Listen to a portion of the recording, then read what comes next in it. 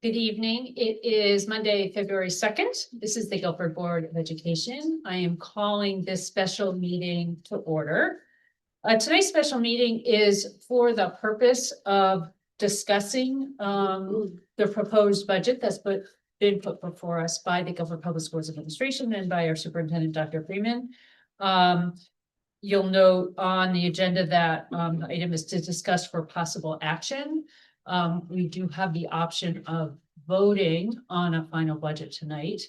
I highly suspect that that is not going to happen simply because we are really considering a lot of different aspects of the budget as we deal with a particularly high proportional increase, not unlike many other school districts across the state of Connecticut this year.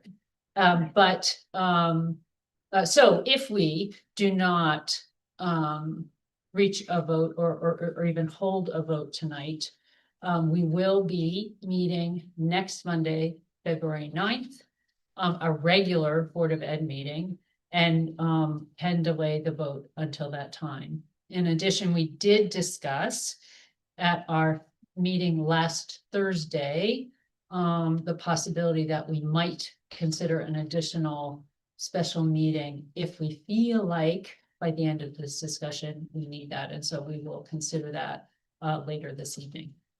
This is a meeting in which we, the board, will be talking with each other, talking with Dr. Freeman, Dr. Goss, Mr. Hamill, Mrs. Trudeau, as we work through this budget. There is not a public forum part of this meeting. But as always, we welcome comments, input from the public. Please go to Guilford Public Schools website. Each board member's email address is there. And so I really am just then gonna open up the meeting. I do want to note that at the end of our meeting last Thursday, Dr. Freeman, you told us that you would be coming with some items for discussion. We typically, as a board, look to the administration when we're making difficult budget decisions for areas that they might recommend. It's very clear from Dr. Freeman's comments last week that what we're going to talk about and what he might be bringing for discussion are not all recommendations, and many of them in fact may not be recommendations. But as we look at a budget that right now is at 7.13%, we're in a position where we feel like we really need to discuss all types of options, both to give us considerations for possible reductions or to make clear what a reduction could mean if it were taken in any given area, because I think we all have concerns about making reductions that would really impact the school in a way that we would not want to support. So before I turn to Dr. Freeman, does anyone have kind of a pressing question or comment? Oh, all right. I do also want to note that our colleague Jen Scoggin could not be here tonight.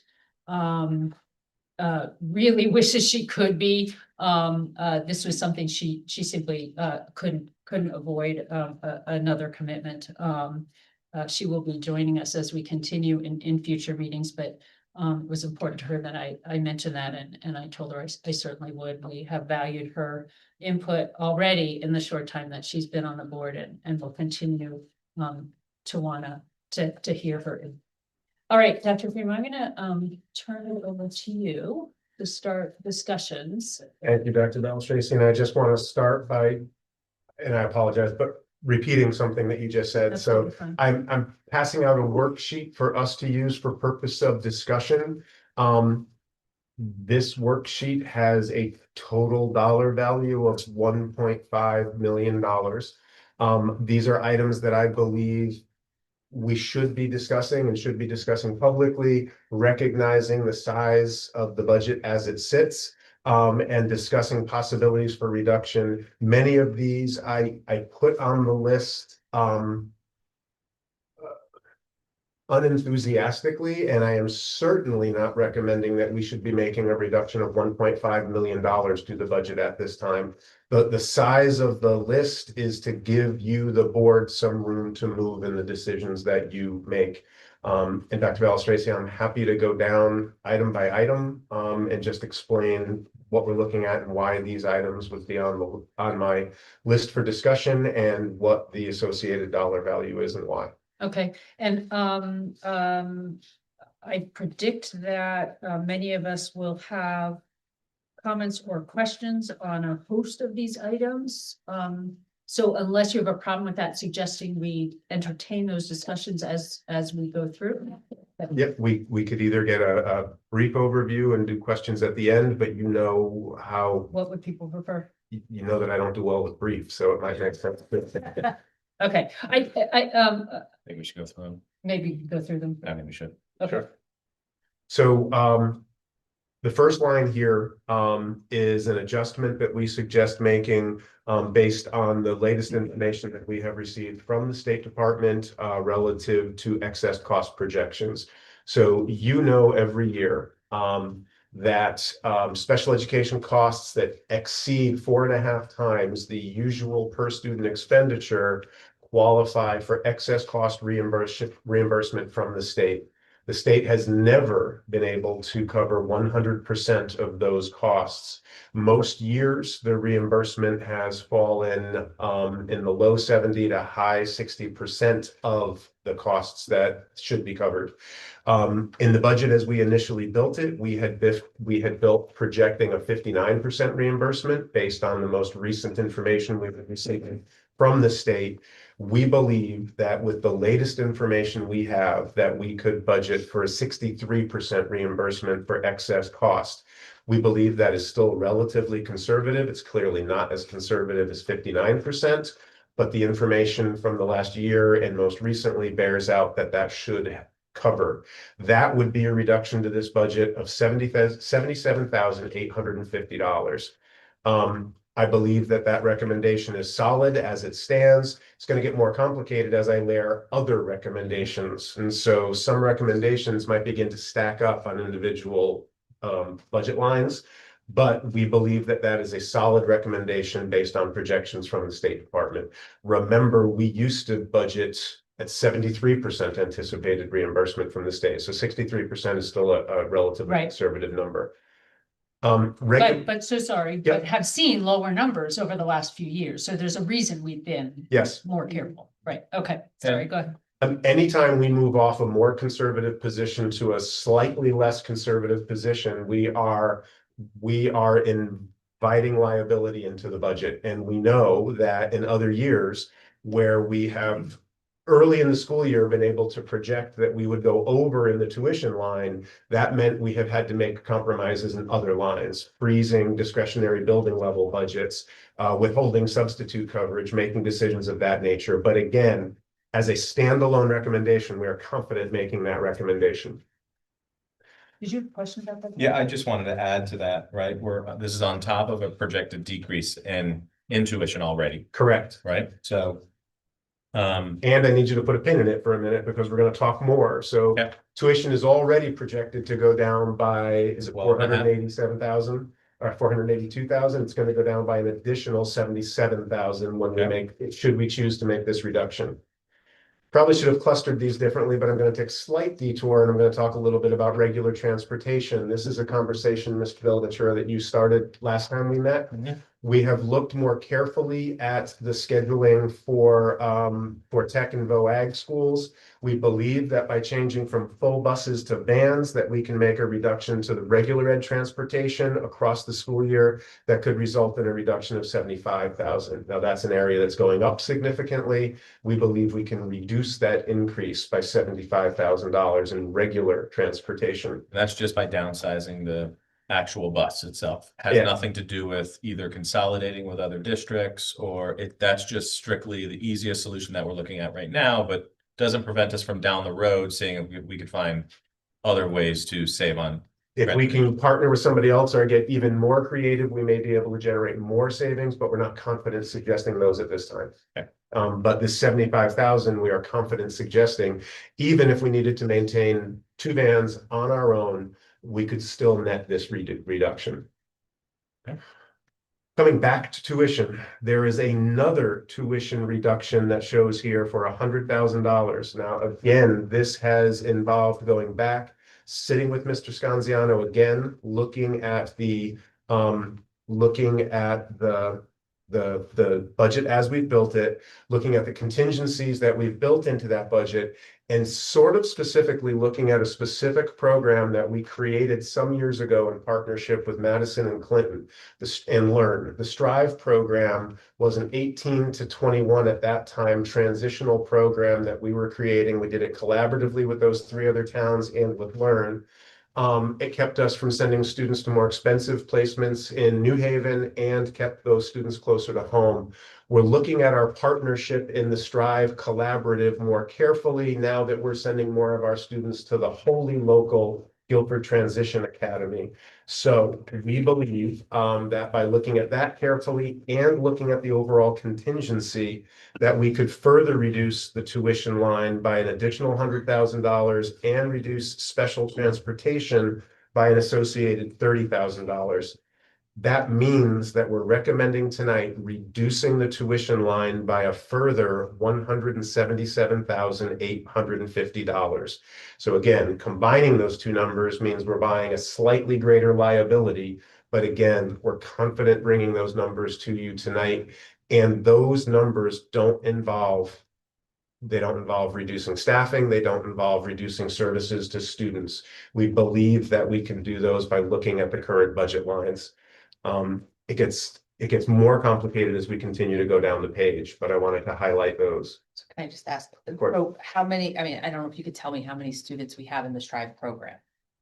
I don't know if you could say that, but. Yeah, so we were carrying around 5 or 6, and at this time it has dwindled to only a very small number of placements. And so we don't want to completely pull out of the collaborative, but we think that we can reduce our investment to the collaborative, and that does involve looking a little bit carefully. So just to clarify, you're not paying per student, you're doing a lump sum to them currently? Like, how does that work? I guess is my We question. were doing it as a town partnership. We're looking at restructuring our involvement to a per student enrollment. And so that would allow us to generate the savings. So sometimes we may benefit by having more students that paid less, and now we've got less students who are paying more. And it's less likely having the Transition Academy in town that we will end up getting more students than an individual cost would end up resulting for us. But it's been a really good program. We're really proud of the work we did, so we don't want to pull out completely. And again, even if those don't necessarily work out, we believe that looking more carefully at the contingencies we've built into this year,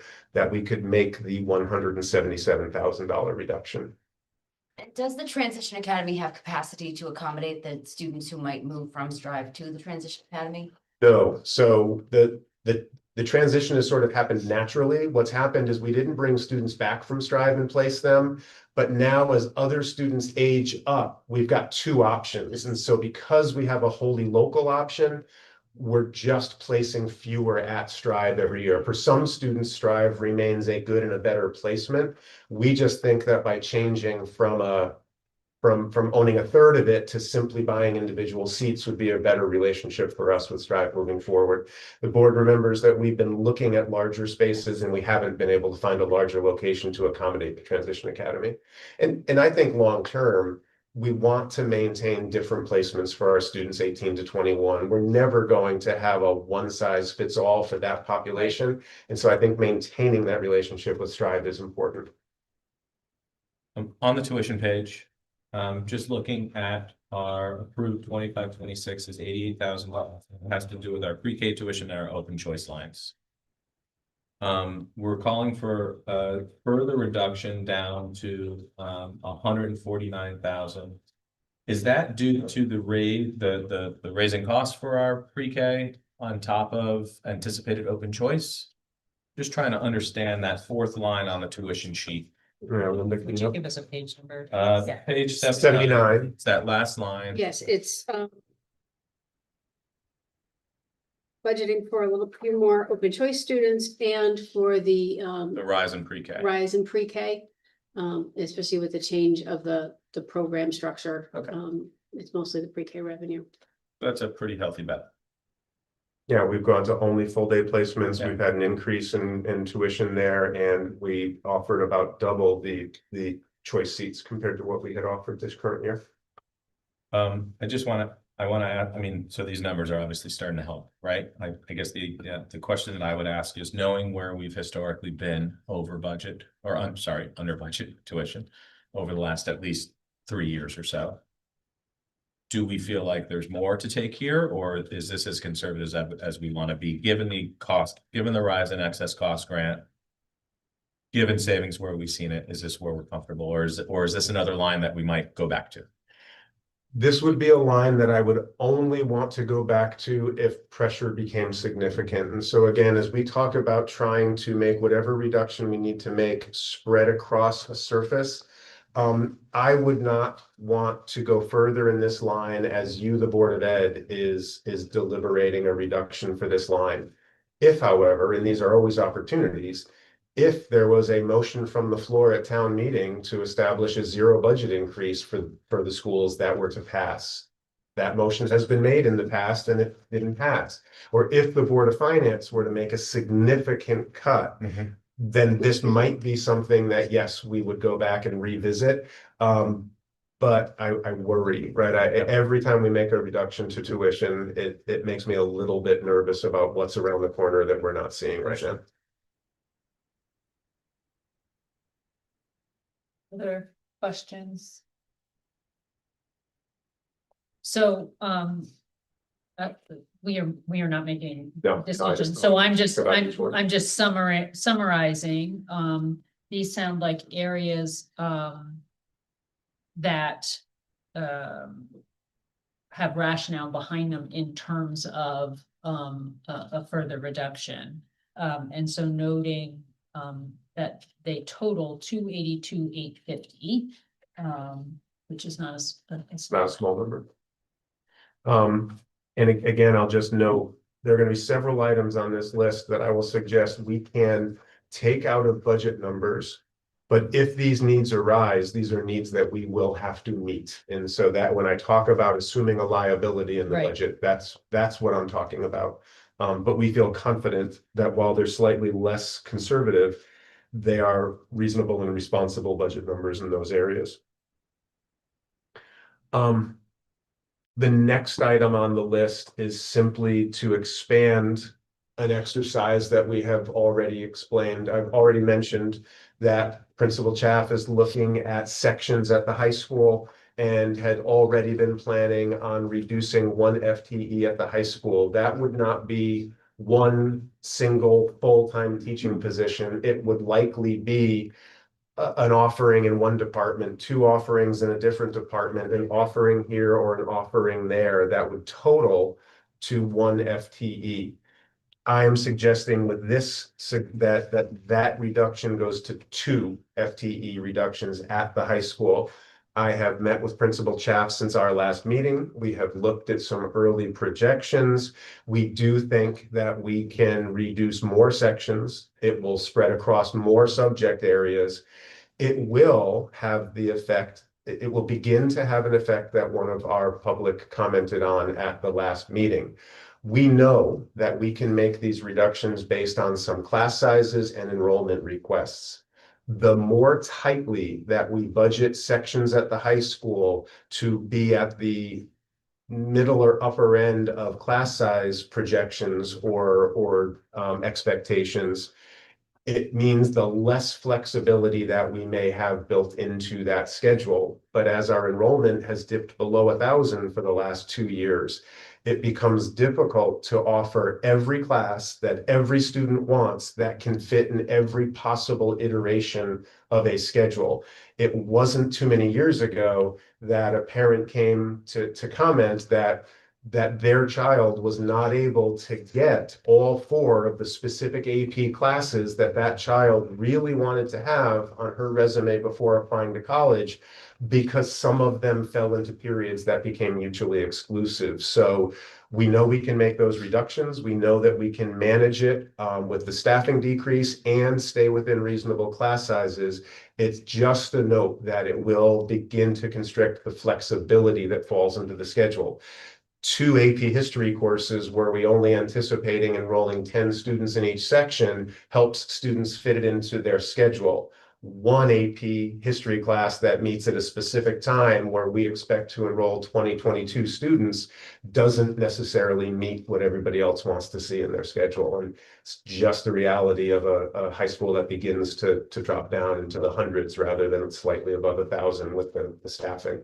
But again, recognizing that challenge, it's a recommendation that we believe we're prepared to put forward, and Principal Chaff understands that it's going from 1 to 2 FTE reductions. And that doesn't mean we're gonna take a current teacher and reduce a current teacher's position. We're just gonna take some time out across the board. In other words, no one's losing their job in this case.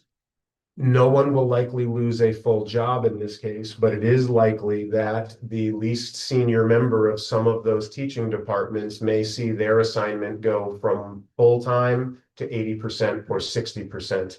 And those reductions, if they cannot be absorbed through attrition, ideally what we would like to see is that if the I'm just going to pick one at random, but if the social studies department were decreasing by 0.4 FTEs, ideally we would hope to recognize a retirement or somebody relocates, and then we advertise for a 0.6 position.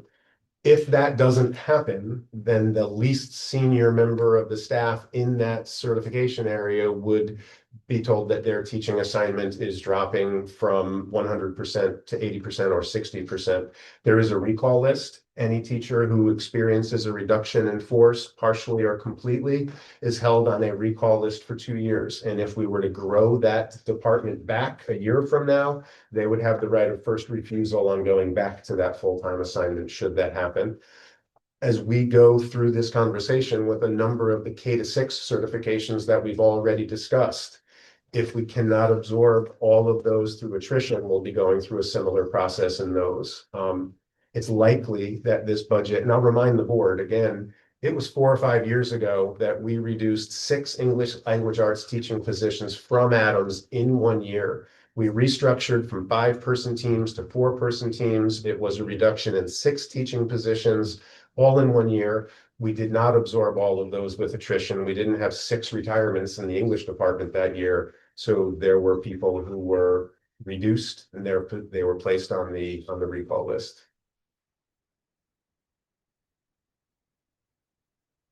The next line, Question on of that course. first. So if a teacher is reduced from full-time to 80 or 60, and he or she decides not to stay in district, then we have to advertise for a 60 or 80% position.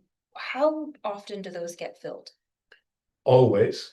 We have not, well, almost always, unless they are in a really particularly challenging subject area. And some of the most challenging subject areas currently are going to be world languages, special education, and science.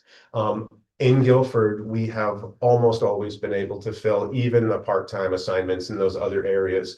The reality is that if we don't have an opportunity to move from part-time to full-time, those employees are often more transient. They don't stay as long in a 60 or 80% assignment in Guilford. If something opened up that was full-time in Madison or Brantford, they will likely move on to a full-time position.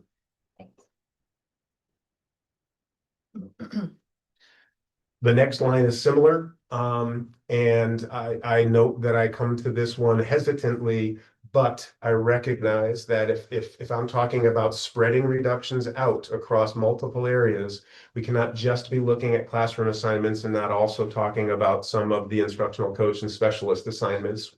We currently have 14 instructional coaching and specialist assignments. I'm suggesting that in this budget, we could reduce 1 or 2 of those positions We will redeploy the resources that we hold on to. I'll remind the board that it was probably 16 years ago that we began bringing coaches into the district, and we hired 3 in our first year. So 16 or 17 years ago, we hired 3 instructional coaches. We have added 1 or 2 a year over those intervening 16 years and built up, not every year, but most, and built up to a cohort of 14. I do want to note that I think 1 or 2 is a reasonable reduction, and I believe it's a reduction that we could recover from relatively quickly in better budget times.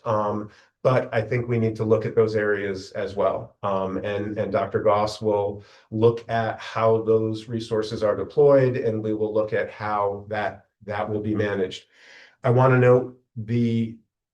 note the salary cost associated with that. So again, I want to remind the board that many or most of our coaches have come to us with significant experience and are relatively senior. Very few of our coaches are working at a first-year teaching salary or only have 1 or 2 years experience in the district. So a coaching reduction will likely result in a coach or a specialist who might move into a classroom position. And then because of those contract vehicles, it will very likely be a much more junior staff member who is reduced, who is placed on that recall list. So you won't save a top step salary. The budget number that you see represented is a first step teacher target and the addition of the stipend that coaches draw additionally. So that is the number that you see represented at 78,000. Again, it suggests 1 or 2, but I also don't think that we're done. And so my recommendation again might be to make a reduction of 1, and then if we need to make further reductions, there's an opportunity to extend to 2 if necessary. It goes closely together, but underneath that, we have now built up the interventionist cohort to be 8 interventionist positions in the school district. 2 were just added last year. I'm suggesting that we reduce the interventionist number by 2, going back to 6. Doesn't need to be the 2 that were added. I again would suggest that Dr. Goss, meeting with the elementary and the Baldwin principals, will make a determination about how to deploy the remaining intervention resources if we make a reduction of 2. And the same logic applies. While our interventionists are generally teachers at the very top step, especially those 2 hires from last year, they were our own teachers who came out of classrooms to take the interventionist positions. Those teachers could slide back into classrooms, and it would be a reduction in force at the lower end of the salary scale that we would be absorbing there. My concern with that one is that's something that we heard from both teachers and parents as absolutely a necessity. So in my opinion, I think that should be a last resort, but because so many people have advocated for that, and what we're seeing with the kids now, there's such a need for it, and that's what everybody's been begging for, so. So I absolutely understand that, and I will continue to, as we go through the conversation, to remind everybody, particularly the watching public, that every teacher in the school system is also an interventionist. It is not their full-time assignment, but every classroom teacher, every teacher works with our neediest students. The coaching model has the multiplier effect. The coaches help every teacher in the classroom to be a better interventionist. And so, again, this is one of those moments where I don't relish either of these lines. We just started really growing that interventionist position last year. I hate adding something one year and removing it the next year. But as I think about the impact on tier 1 instruction broadly, that impacts every student in every school. And as I think about the impact, because coaches work through teachers, and again, it would be, I think, easier and quicker to rebuild the interventionist numbers than to rebuild the coaching numbers. I'd rather see 2 and 2 than see 4 coaches. It will be much harder and take longer to rebuild 4 coaching positions than a 2 and 2 model. And so I just want you to understand the rationale for what we're putting forward. One last question about that. The interventionists, though, do not have a stipend, is that correct? They do not. Interventionists work for a straight teaching salary. There's no stipend attached to those positions. And again, right, interventionists work directly with students, and it may be as few as a dozen or 20 students that they're working with. A coach can impact the experience of every student in the school because they work with every teacher in the school. Dr. Freeman, what is specialist? When you say instructional coach slash specialist, what's your specialist? Over the past several years, we have had a math curriculum specialist that was part of the coaching cohort. We have most recently had 2 technology integration specialist positions, particularly over the pandemic years. Those positions were really important. At this point, we are carrying 13 instructional coaches and 1 technology integration specialist, but I just didn't want to not label that. I wanted to be clear. What we have done in the last few years is we have taken those specialist titles and turned them into school-based coaching positions, so they're not connected to central office. But we reduced the specialist numbers. There was about 3 specialist positions. We brought it down to 1 because we wanted to increase. It's how we got to a math coach at every elementary school. I think 1 was an added FTE, but to some degree it was by relabeling a specialist position to a building-based coaching position. Did I get that right? You did. Okay. In fact, our technology integration specialist, part of what we've asked her to do this year is to serve as a science coach at Adams, because that was an area that we wanted to target this year, and she happens to have some content expertise there. So she's also partially a science instructional coach. She meets with the coaches. She's essentially part of that cohort, but because she carries a different title, I just wanted to be really clear and get it on a piece of paper. So at an elementary school, if we've got one teacher who is teaching 2nd grade, she's teaching English and she's teaching math. But this particular teacher has 2 coaches, a math coach and an English language coach. Is there a role of one singular coach, like at the elementary level, where you're not necessarily specializing a teacher, like the teacher is obligated to teach both subjects? Is there a coaching position where they would wind up teaching both? Like, are they trying to teach them to just be a better teacher in all subjects, or is it a requirement that it's specialized per subject matter? No, it's not a requirement. It's a different model. So when we began building out the coaches were coming in and they were very specifically literacy coaches. They may have had expertise in literacy instruction. We were bringing them in for that reason, and they were working with all teachers, but they were targeting the part of the day when the teachers are teaching literacy. We've expanded to have 1 who specializes in literacy, 1 who specializes in mathematics instruction. And I know you're tired of the sports analogies, but it would be as if you were a baseball player and you had both a fielding coach and a batting coach. So you have different parts of your game and you have 2 people to help you improve that game. If you're a new teacher, you might really be spending equal amounts of time with the literacy coach and the math coach. If you're a more experienced teacher who really has the math game down, but you're working to improve your reading instruction, you might just be spending a large amount of time with the literacy coach and a lot less with the math coach. You could say, we want to go back to 1 coach at each elementary school and make them a generalist instructional coach who doesn't lean into one of those areas of specialization. But based on the analogy, right, I think that works, but there's a certain weakness to that, to have somebody there who's really good at math instruction helping the teachers, and somebody else there who's really, really expert at reading instruction. Not every teacher is everything, so it's a way to specialize. And again, it was a model that took us 15 years to grow out. Yes, we could reduce it. We could reduce it differently. We don't just have to go back and say we only coach in literacy. We could go back and say it's down to 1 per building, but they coach in instruction. It's just different, right? Contents, and you think about it as you get to the high school, and the high school teachers specialize in those areas. You could have everybody teaches and everybody learns pedagogy, but it's different for a science teacher than it is for a literature teacher. An elementary teacher is asked to be able to do both. Go ahead. No. Jen, again, Jen Scoggin could not be here tonight, but had some questions about coaching that I suggested I would at least ask on her behalf, and here we are in the conversation. So, Can you tell us more about the impact coaching has had on tier one instruction at all levels, elementary, middle, and high school? And if you wouldn't mind for viewers who don't know what tier one is. Yes. So tier one is standard classroom instruction. It's the instruction that all children should have access to every day.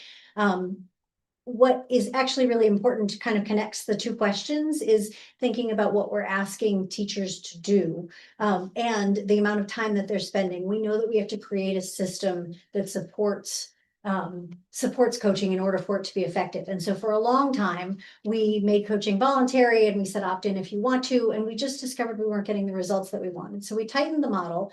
We made sure that all teachers had access to coaching and that then we were requiring that they participate in coaching through our new ed growth plan. And we also required coaches to spend time in classrooms every single day. They're in each of the classrooms that they're with the teachers that they're working with on a weekly basis. So while we could go to an instructional coach, and certainly a model we have considered, the reality of that would be that it would chip away at that system that's actually showing us the results that we've been looking for, because part of it is that every coach is in the classroom with the teacher, co-teaching and modeling and having meeting the kids and seeing what's going on with those kids. They would lose the opportunity to have the time to be in those classrooms the way that they are. And we found that that's a real lever for change for us. So it's certainly, I understand the position that you're in, and I am passionate about this, so I think I get carried away about it sometimes. I do understand that you have to make cuts and they have to come from somewhere. So please know that I understand that, and I don't relish your position for you, but also it is vital that we think about what makes coaching work and we don't undermine what makes it work. When I think about tier one instruction, it's that standard instruction that all children should have. It is also sort of the basic health of the system. If you have a healthy tier one, you have a healthy school system. And what our coaches do is they are a fundamental part of that. A little bit of background on what happens across the country, things that I didn't know until we were at Learning Forward in December. We learned by sitting at lunch one day and talking to people from Missouri and Tennessee and Seattle and, having these conversations with people from all over the country, that it's pretty much standard and expected that you will have a coach at every grade level or on every content area team in other places in this country, and places that I had considered maybe not as instructionally strong as I think of, Connecticut being.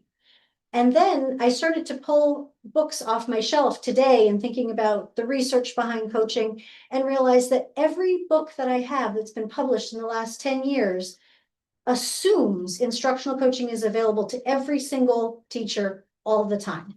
When they're talking about the models and the systems and the settings, they are assuming that there is a professional developer working side by side with every teacher in every classroom. That's all of the research from the last decade is showing. So it's really important to think about what we consider necessary for tier one instruction. And when we start to think about how Connecticut has lost ground in the last decade or 15 years, I start to wonder if we're not keeping pace with the rest of the country. And that concerns me. That's certainly not Guilford specific. Part of why I came to Guilford was because of the strong coaching model here, because I believe it is essential. When I think about tier one instruction, I think about keeping yourself healthy. When you keep yourself healthy, you think about how you're sleeping, how you're eating, how you're exercising. If you are to take away any of those components, you can do other things in that tier two, which is that second layer of support. You could take medicines, you could use caffeine to keep you awake instead of sleeping properly. None of those things are actually keeping you healthy. They're masking the problems that you have.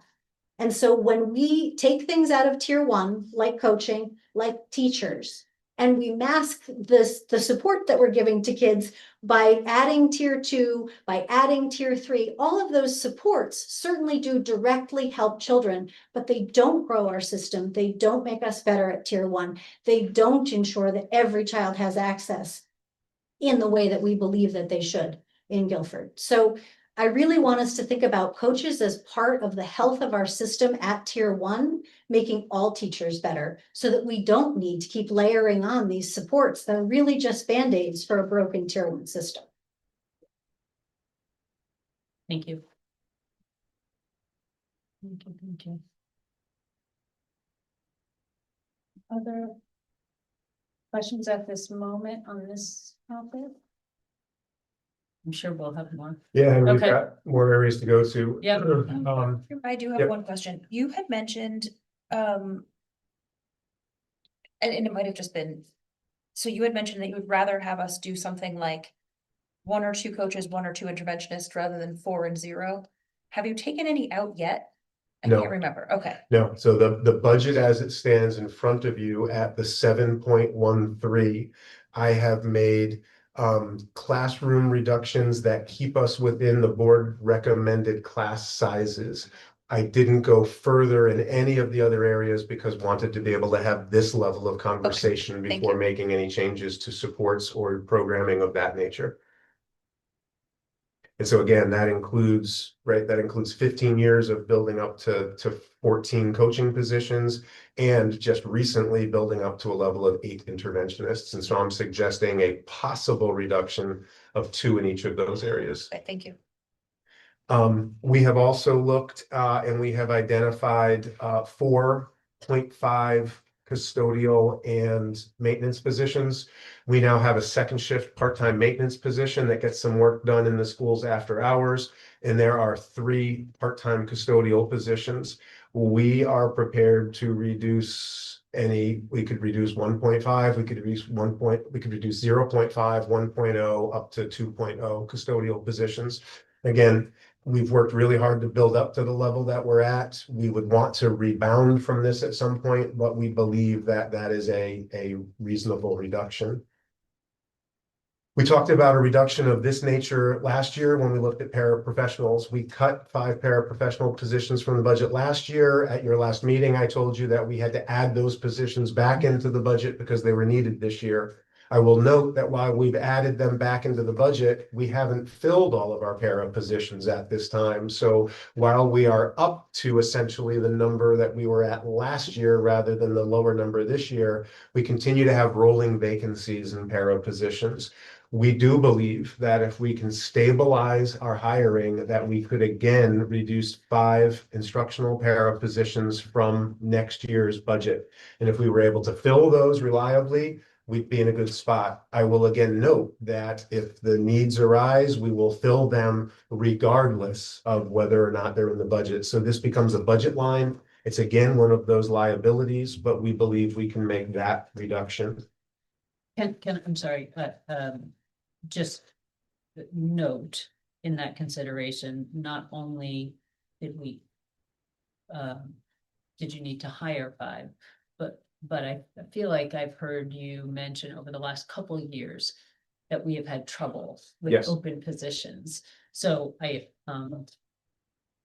can't predict either way, and I appreciate the optimism, but we have struggled for a number of years filling the positions that we have identified as needs in the paraprofessional category. Right, and even in Okay. this current year, even though that we will identify that the staffing model has gone up, again, we've replaced the 5 that we cut in the staffing model. It is likely that we will not expend all of those salaries because of these rolling vacancies and the delays that we have in filling those vacancies. We do believe that particularly at the elementary level, that with more work on the schedule and with more thoughtful clustering of students, that we will be able to function at a lower number of paraprofessionals. And again, we need some of the managerial time to be able to do that planning and to do that work, but we do believe that that's a reasonable reduction. There are additional paraprofessional positions that I want to note. There are 4 non-instructional para positions. Those are essentially some library para positions at the lower levels and a para that is associated with the band instruction at Baldwin that helps with setup and instrument maintenance. These are positions that we think that we could reduce. They're not working directly. The library positions more so than the band position. They're not working directly with the students. We believe that we might be able to work with, for instance, parent volunteers to help at the libraries, especially at the elementary levels, with taking returns, reshelving books, and doing some of the work that we currently have paraprofessionals doing in those settings. So we believe that's a reduction that can be made. We worked over the last several years to try to build up to bringing one technician. This is a technology, basically a hardware support person. We have one at each building. So that there's always somebody on site to help a teacher who runs into a problem. Now, there's one at the high school for nearly 1,000 students, and there's one at each elementary school. We're suggesting that we reduce at least one position and that we start looking more at a service ticket model. And so that we would be moving the people around and they'd be dispatched out of central office. But again, this is a place where we think we can make at least one reduction in that area. What are the hours of that position? I see it at, I see the number associated with it. Are those full-time positions, Linda? Yes, Slam. yeah, they're school year positions only. They work regular school hours, Kevin?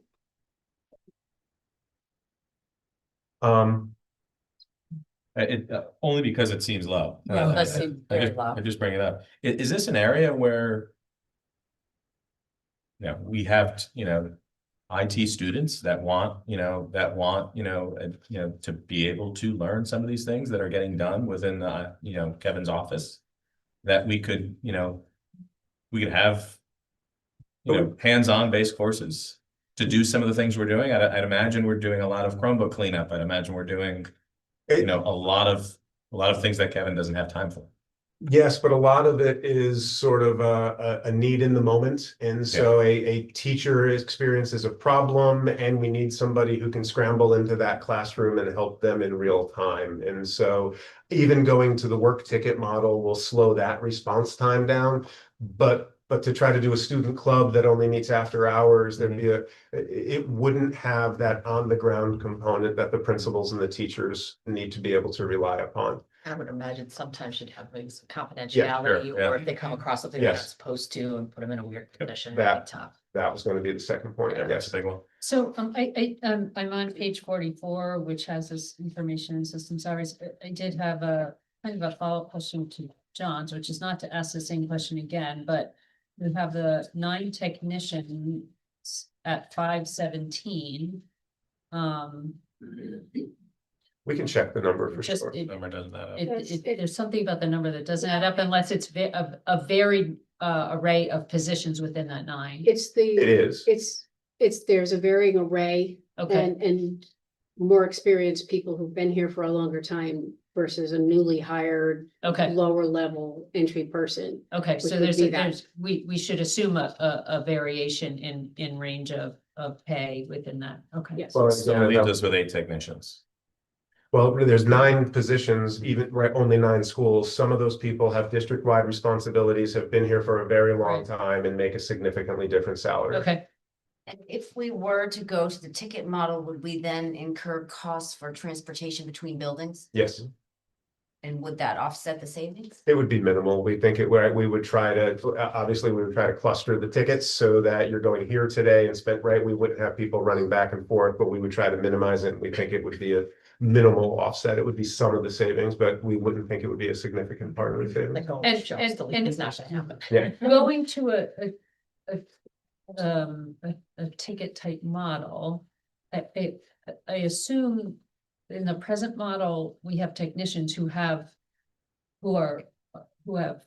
projects or tasks or are addressing issues every day, or Yes. right? A ticket model would suggest you don't need someone in the building all week. Yeah. So I'm trying to understand what One that of the looks like. downsides would be there's less of an opportunity for teachers to develop relationships with and learn from those technicians. Now, they're not certified teachers. They tend to be more hardware people. Okay, But at times, yes, a teacher might say, I'm doing a project and it's really tech heavy, and can you be around every day for the next week because this is going to be really necessary. okay, And with a building-based model, that can happen.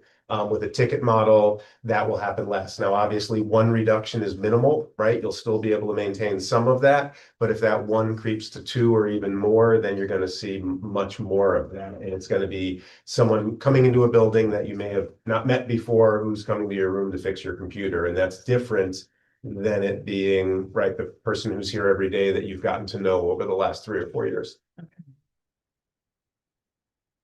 Thank you. We have also, last year, we added 4 curriculum stipends. There was a question last week, and I can't honestly remember now if it was during the full board meeting or during the curriculum meeting.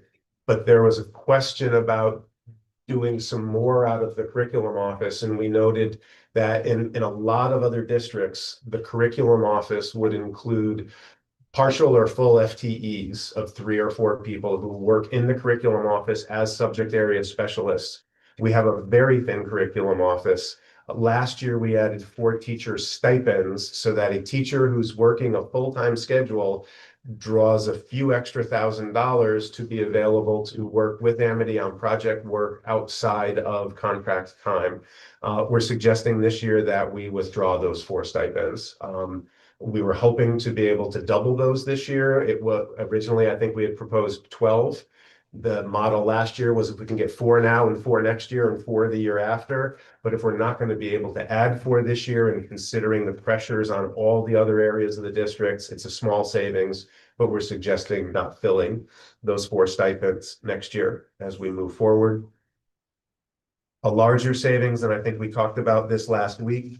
There is a total spend of just over $300,000 in textbooks this year. About 60,000 of that spend is at the building level, primarily on consumables, and 237,000 was going to be at the district level, associated to a social studies curriculum update and new materials.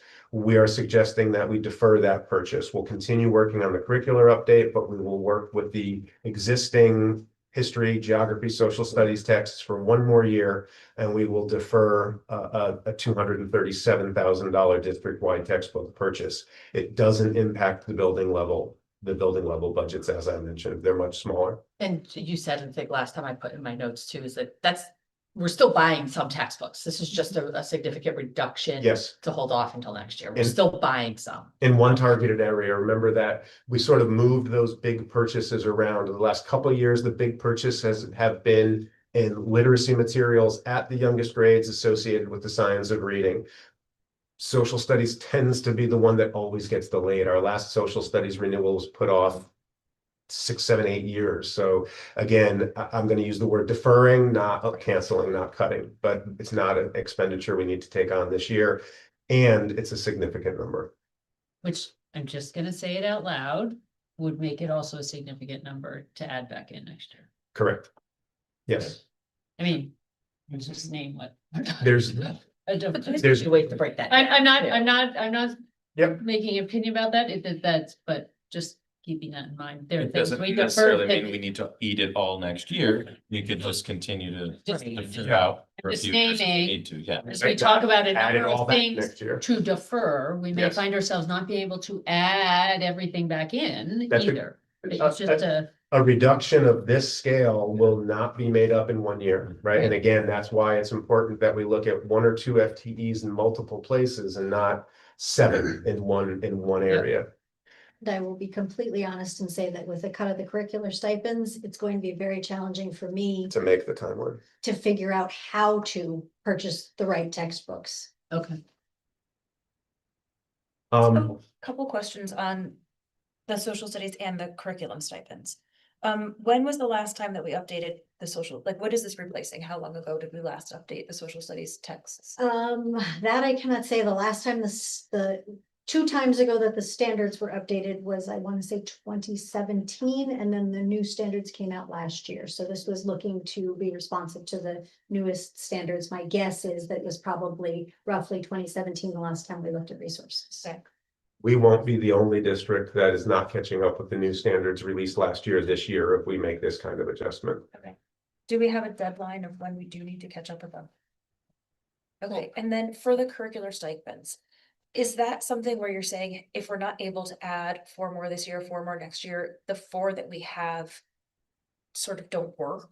Or like in a perfect world, would you at least keep these 4? Like, I want to make sure I'm understanding the value of the 4 that we currently have. In a better world, we would keep the 4. In a perfect world, we'd actually be building out full FTE positions. Lots of lots of districts, lots of comparable districts have a district-wide curriculum specialist for English language arts, and one for math, and one for science, and one for social studies, and then sometimes one who covers the arts, which is everything else. In a perfect world, I'd be here saying that this year we're adding the first of 5 FTEs, and I'm going to be coming to you in 5 consecutive years, asking to actually build out a curriculum office. Curriculum office is a euphemism because it means Dr. Goss. So we are finding value in the current 4 that we have. There is still value in the work that they are able to provide, but under the pressures of this nature, again, right, I would just suggest that it's better to hold off and come back with a new proposal next year or the year after when we've had time to rethink it, Okay, thank you. even though it's a relatively small reduction. And not to keep going on this, but you threw out a bunch of different topics for the textbooks. Do you have some sort of a breakdown where maybe this year, instead of getting rid of that whole amount of 237, maybe we say, we'll reduce it, but we'll keep the history books this year and something comes next year, like a breakdown like Right, so that. those are social studies materials specifically because that's one of the areas in revision right now. So we could do course by course. Grade level by grade level. Grade level, they were intended for 7-12, so it would probably be 7th grade, 8th grade, or then a course at the high school. We could do it that way. So yes, if you were to chunk it into 6ths, we could cut it by half, we could cut it by 4/6, right? And then still do it for 1 or 2 grade levels, make the purchases. It would still be impactful, is what I'm getting Absolutely, at. yes. Okay. I'll note for the board, I think many board members recognized it. This year was unusual in that we did not have requests to add coaches or assistant coaches to the budget this year. Most years we add 1 or 2, at least assistant coaching positions, if not head coaching positions. I have spoken with Mr. Jarvis and made it clear that he will need to find reductions in 3 assistant coaching positions. He and I are going to have a meeting and look at whether or that makes most sense to do last in, first out, or whether we look at enrollment and look at supervision. We also know that we have been very fortunate with some of the booster organizations in town who have funded these additional positions. So making reductions of this nature might be shifting this burden off to fundraising and car washes. But again, I do not want to be looking at instructional positions and not looking at the athletic program as well, which also leads to the next 2 suggestions. For a long time now, the board has had a working target of 10, that we would not run an athletic program if we weren't benefiting at least 10 students.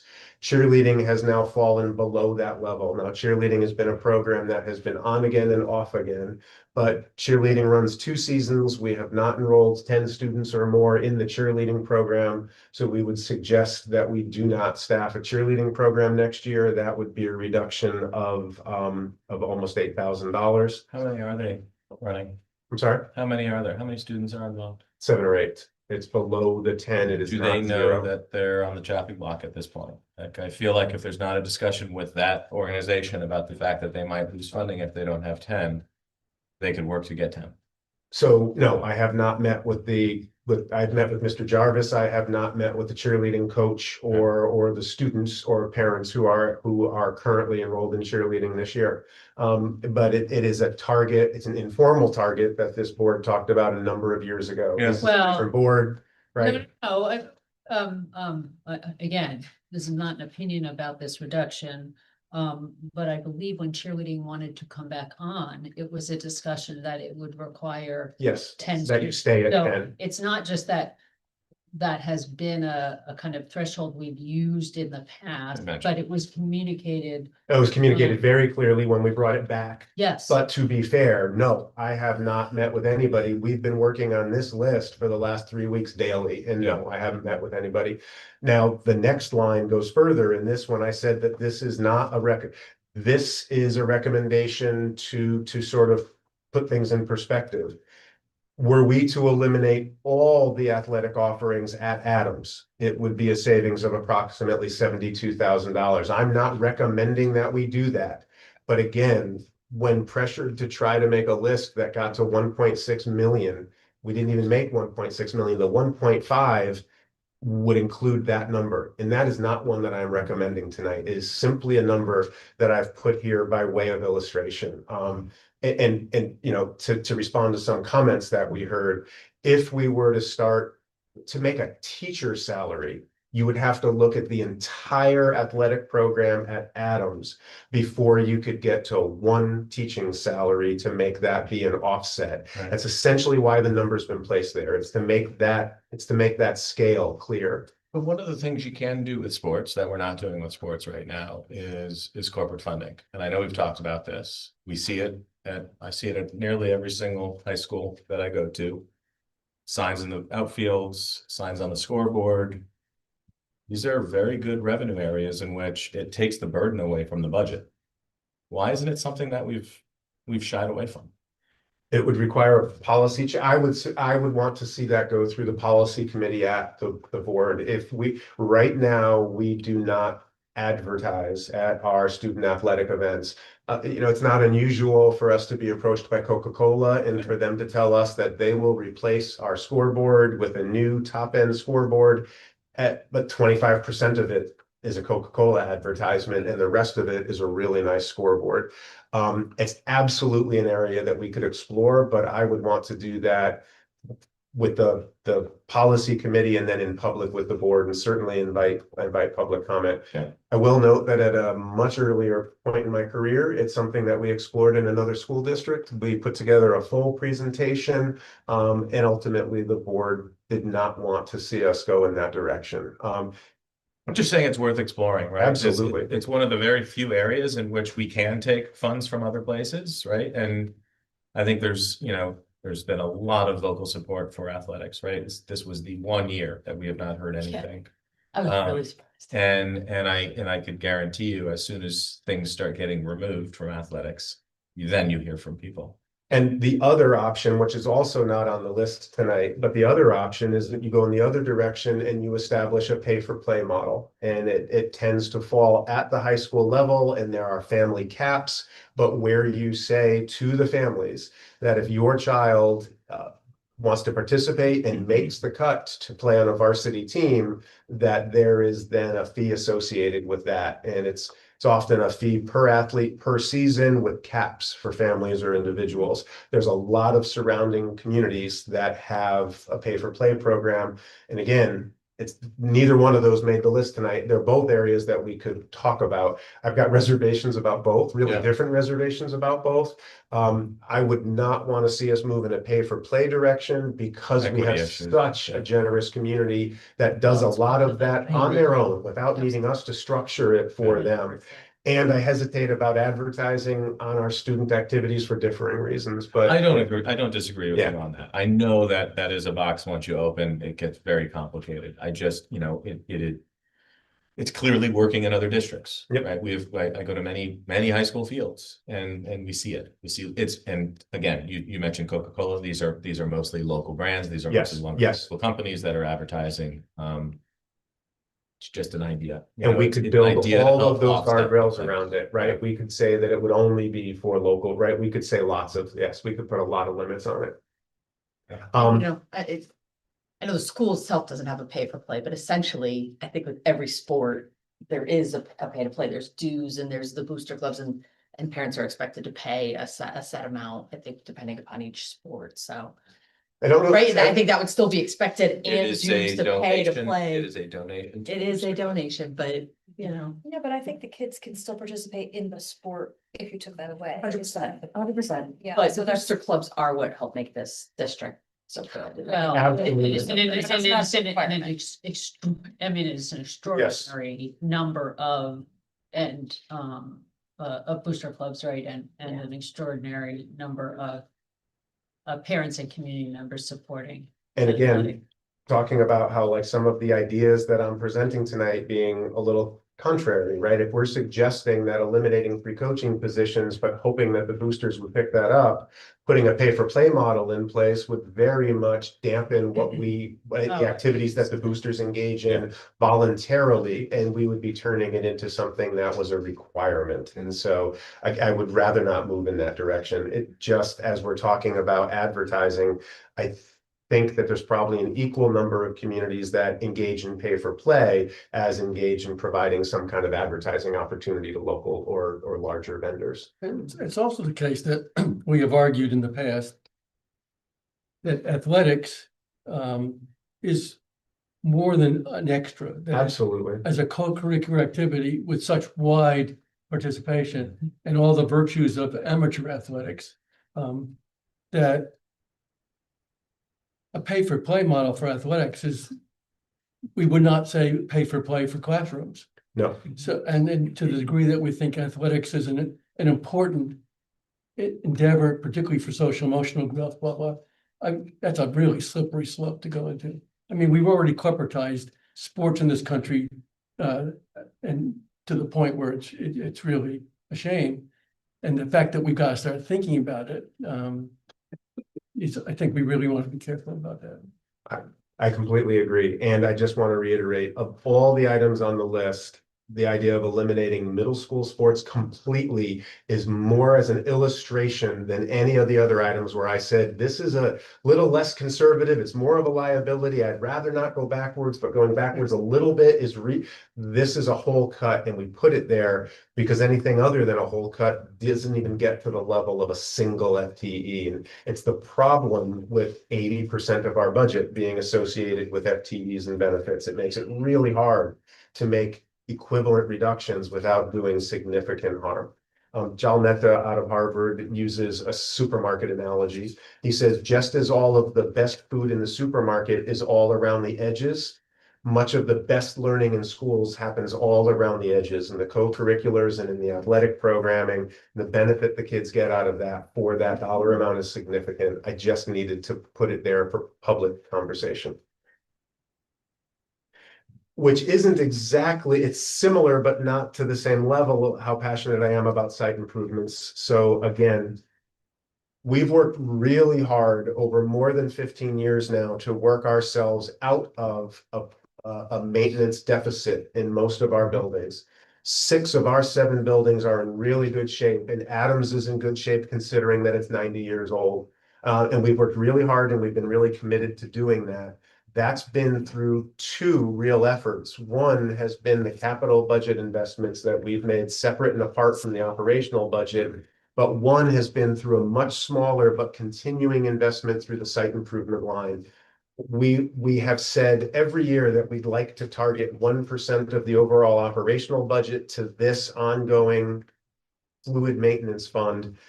In a year like this year, where we are suggesting things like I'm putting all middle school sports on a list to talk about publicly, I am suggesting that while it is going backwards, we are in a good position now. If we're already at flat funding of site improvement. If we were to reduce it by $100,000, it's buying back that maintenance deficit, but it's going to be slow. And I do believe that we will be able to rebuild from there. Dr. Balistraci, to your point, if we go backwards, it makes the investment to get up to 1% bigger than just missing a year. But by comparison, $100,000 reduction in site improvements is close to 2 teaching positions that we're talking about. And I'm willing to make that kind of reduction and continue to work. Now, again, when you add that, compound that with custodial positions and a maintenance position and reduced site improvement, you're beginning to tempt that kind of maintenance deficit. But I think it is an unprecedented year and we need to make difficult decisions. And there's a lot of blank lines. There are several blank lines underneath. There is no suggestion on our part that these are the only areas that we could or should be discussing. These are simply the ones that we've wrestled with over the last few weeks to bring to you. And we're certainly welcome and will entertain any questions or responses to other ideas. At the risk of kind of diverting the train here, but just because we were just talking about athletics and Mrs. Trudeau provided us with more information. On the stipends, there was a question about the number of stipends last meeting. Make sure that I believe the GHS electricity is a new answer as well. So there was a question about, we were talking about electricity last Thursday. The Guilford High School Energy Project has a 6-year payback. And we have made 27 of the 70 payments to date. The budget for the 26-27 was built based on actual expenses from the prior year. I think we all remember how far over the budget line, we ended up in electricity last year. Guilford High School electricity for the 25-26 year was $437,625.79. And then also provided us with number of athletic head coaches, assistant coaches, co-curricular advisors, specialized coordinators, curriculum coordinators at the high school, at Adams, at Baldwin, district-wide. Department chair coordinators, team leaders, instructional coaches, specialists. And then some stipend information. So thankfully, thanks very much. This is a lot of information. Going back to the GHS energy project. 27 of 70 payments, what's the cost per payment? $6,600 a month.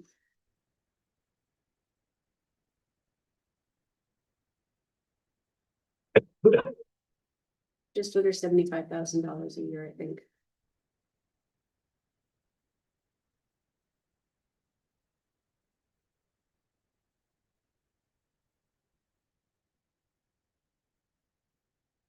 I'm gonna ask, I asked this last year, I asked this year before, I'm just gonna ask it again anyway. Substitute teachers increasing by another 23,000 for next year. Based on, I assume, Actual expenditure. actual expenditures and Expenditures, expectations. Raised the rate a little bit to try and attract more substitutes, and then are based on our actual usage. Okay. Principals, I think, will tell you it continues to be one of the most pressing daily needs is being able to cover the classes that need to be covered. And Mr. Hamill has been interviewing substitutes and trying to grow that pool. He had 2 interviews in his office last week.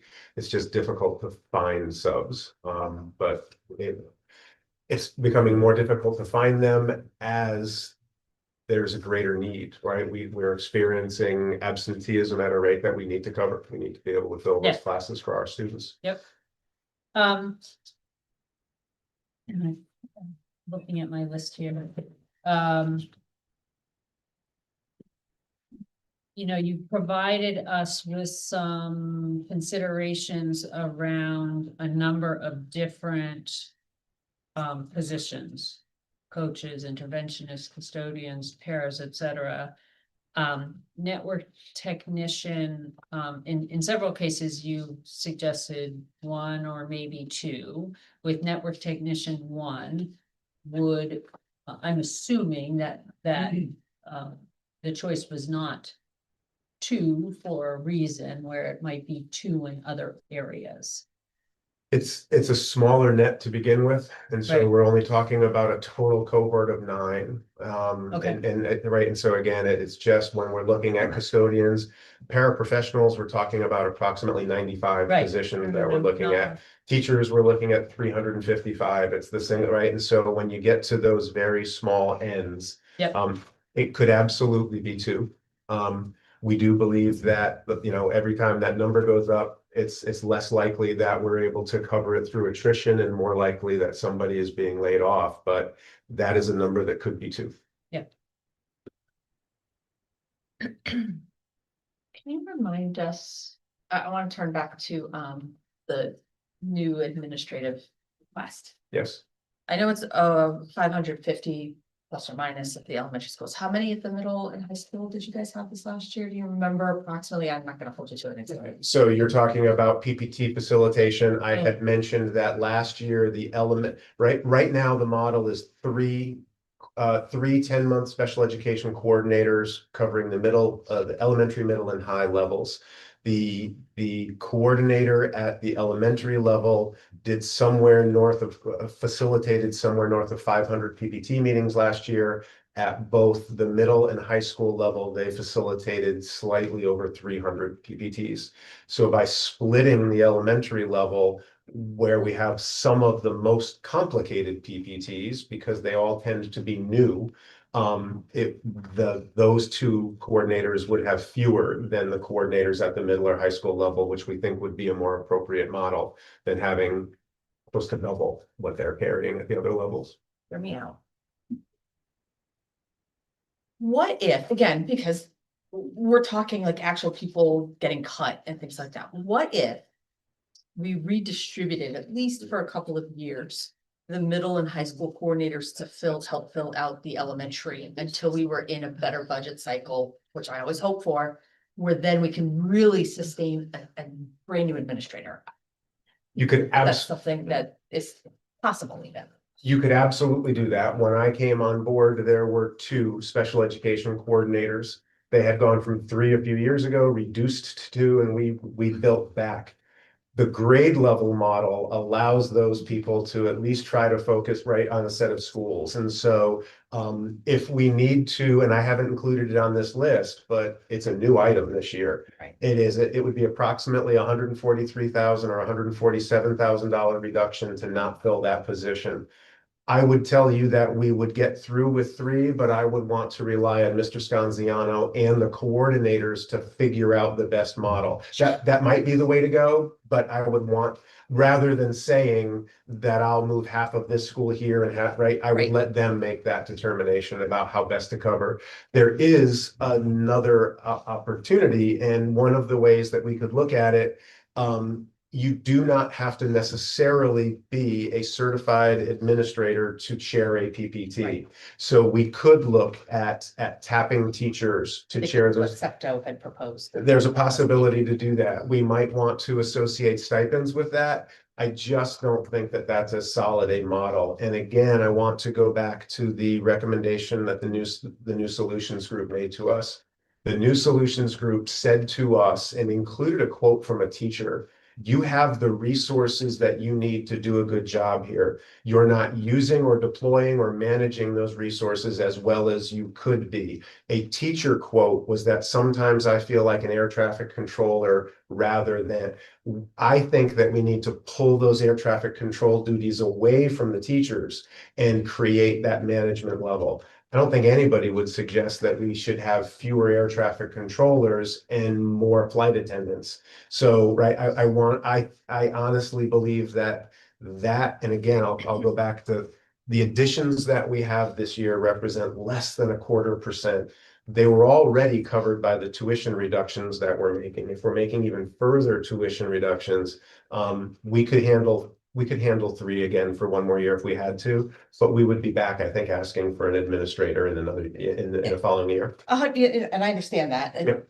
listen, I well know that the top years are usually the elementary, middle would be definitely a close second, but right, we're talking about cutting actual people. I think, Well- I think it's something to consider, I- and maybe you guys can talk about it and let us know. Or Well, so I absolutely appreciate that, but I do want to note that if we're talking about creating opportunities for attrition to, right? So again, as we did with the interventionist positions, we said that if we try to target our own people, it could help us with a budgeting number. If we were to create that administrative opportunity this year, and if we were to work really hard, or at least give the opportunity for that to go to one of our in-house people, then that could be a leadership opportunity, a growth opportunity for a teacher, and would then cover one of the classroom reductions that we're talking about having to absorb. It's a lot of ifs. I understand it's a lot of ifs, but it's a way to create a possible opportunity and maybe create lemonade out of a lot of lemons that we're creating with some other decisions this year. And for people listening, the No Solutions group was the group that we brought in to assess our approach to special ed and special services within the district. New solutions, we asked them to come in. Sorry, Did said you the know? wrong name. solution. No solutions. would be a name for a consultant. There was a reason that no one. They're not allowed Position. I wasn't sure if I heard that funny. No, that was, Terrible name for. that is a truly a terrible name, terrible It's name. okay to write a business. Yes, Well, there, that's right. And again, that report exists on our website. So, and several times we've asked outside organizations to come in and look at our practice and give us recommendations. And like all of those reports, the new solution report is on our website. It makes, and again, I wanna reiterate, in the last 5 years, in the area of special services, we have added 11.5 teaching positions in those special education teachers, school psychologists, school social workers, because our students have emerging needs. We have added 13.5 paraprofessional positions. So this year, right, the idea of adding to the management level that supports those teaching positions and the students and the families that those teachers support, I think is important to note. And again, when we're talking about some possible para reductions, we've increased by 13.5 over the last 5 years. We're talking about a possible reduction of as many as 9 this year, right? When you look at the two sort of buckets that we've created.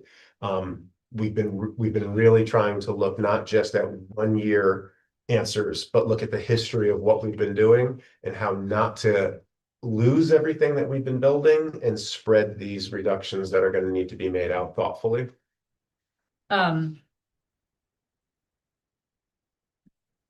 What am I trying to say? What am I?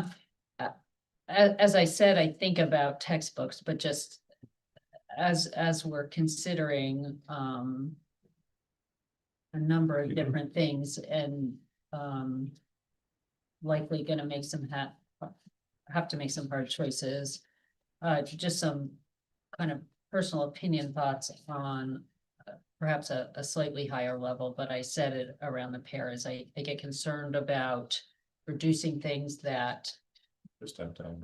we're going to be adding back in, because that means That's a we are guarantee. essentially, Guaranteed. that's essentially, we're taking money out of the budget and we're gonna have to find it somewhere else next year, right? Like, we know that we will make decisions about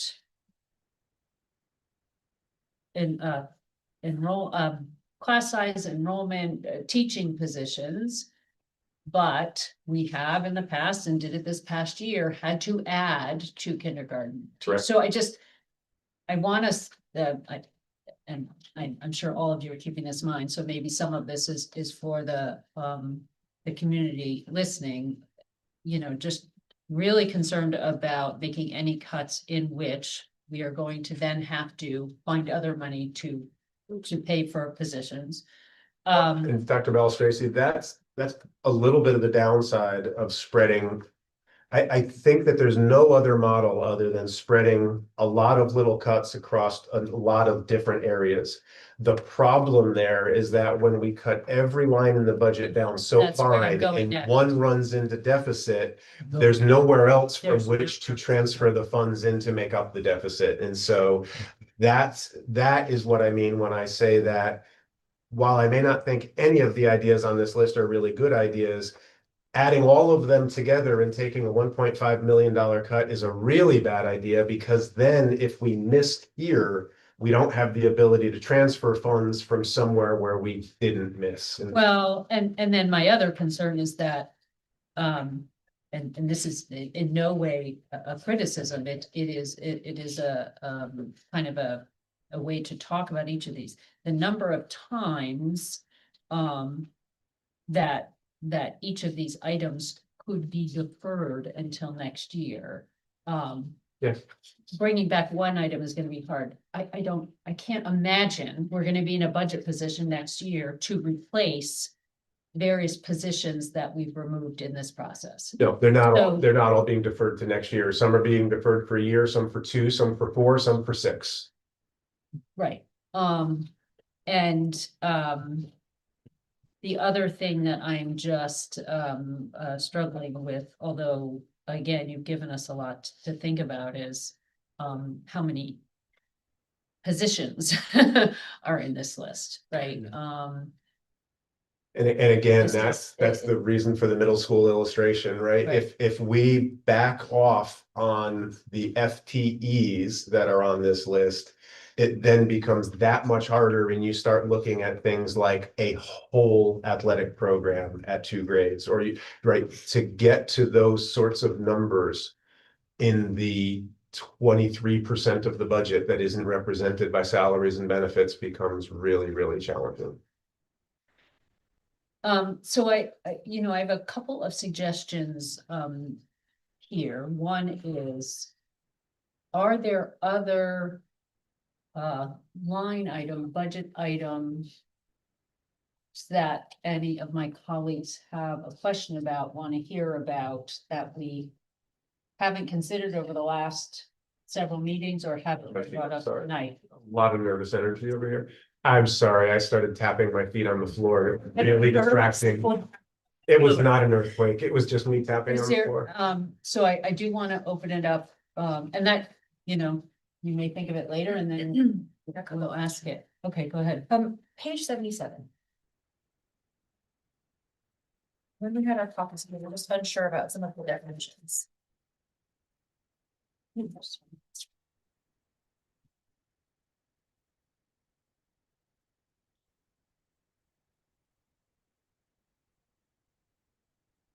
Other contracted services. What is adult education? Adult education is a state mandate. It is a requirement that we provide in addition to education for students through their high school graduation, or alternately the end of the school year in which they turn 22 years old. We're also responsible for providing to the community a series of adult educational opportunities. Those would include English as a learned language for residents who don't speak English. They would include the ability to complete a GED. They include some general adult education, including a full alternative high school diploma, which is different than a GED. We provide that service by partnering with Branford, North Branford, and Clinton, and we provide it through the Shoreline Adult Services. They are housed in Branford High School. They charge us the dollar amount that you see here proposed, and they have been doing an exceptional job. For the last 4 years, I believe, we have seen no program increase costs coming from them. I met with their director 2 or 3 times during this budget cycle, and again this year. While we are, Linda, we're absorbing a slight reduction in state grants, but we're not absorbing an increase from them to provide their services. And again, we're required to provide that to the community as part of a free and appropriate public education. Okay, what's library? That's the Follett and the other services. no, it's the Learn Library. Is that the electronic library that we subscribe to? It's an exact definition. Hang on, I'll to look it up. That's all right. We were unsure about a lot of, like, just definition wise. Yep. And then district media support. This is obviously different than our tech guys that we just spoke about a few minutes ago. Yeah, I'm gonna need help on that one as well.